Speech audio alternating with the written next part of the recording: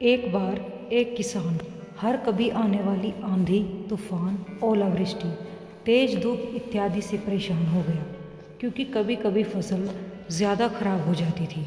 इसीलिए वह परेशान होकर ईश्वर से शिकायत करने लगा।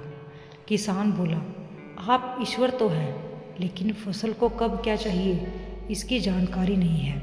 जिसकी ज़रूरत भी नहीं होती है वह भी देते रहते हैं। इसीलिए आपसे मैं विनती करता हूँ कि आप मुझे एक मौका दीजिए, मेरे कहे अनुसार मौसम कीजिए, फिर हम सब किसान अन्न के भंडार भर देंगे। ईश्वर मुस्कुराए और बोले, ठीक है, आज से तुम्हारे अनुसार मौसम रखूँगा। किसान खुश हो गया। किसान ने अगली फसल में गेहूं की बुआई की। उसने जब चाहा तब धूप मिली, उसने जब चाहा पानी मिला। पानी की तो उसने बिल्कुल कमी नहीं आने दी। आंधी, बाढ़ और तेज धूप को उसने आने ही नहीं दिया। समय बीतने पर फसल बड़ी हुई।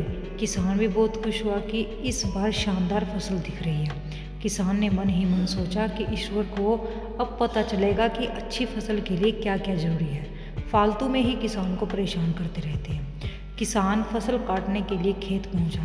गेहूं के पौधे की बलियत को हाथ लगाया तो पैरों तले जमीन खिसक गई। उसने देखा कि किसी भी पौधे की बलियों में एक भी दाना नहीं था। किसान दुखी हो गया और बोला, हे ईश्वर, ऐसा क्यों हुआ? क्योंकि मैंने तो सब कुछ सही किया और सही समय पर किया। इस पर ईश्वर बोले, हे प्रिय किसान, ऐसा तो होना ही था, क्योंकि तुमने इन पौधों को बिल्कुल भी संघर्ष नहीं करने दिया। इन्हें ना तो तेज धूप में तपने दिया और ना ही आंधी का सामना करने दिया। इन्हें किसी भी प्रकार की चुनौतियों का सामना नहीं करने दिया।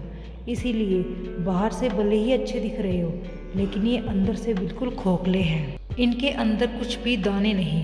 पौधे जब विभिन्न चुनौतियों का सामना करते हैं तो उनमें ऊर्जा पैदा होती है। यह ऊर्जा उनके अंदर सही सामर्थ्य पैदा करती है जिनके लिए वह बने हैं। दोस्तों, ठीक इसी प्रकार जब तक इंसान संघर्ष से नहीं गुजरता है वह आदमी खोखला रह जाता है। जीवन की चुनौतियाँ ही उसके लिए उन्नति के नए रास्ते खोल देती है और आदमी को मजबूत और प्रतिभाशाली बनाती है। इसीलिए आपके भी जीवन में मुसीबतें, चुनौतियाँ आए तो घबराना मत। यह आपको बिखेरने के लिए नहीं, निखारने के लिए आई है।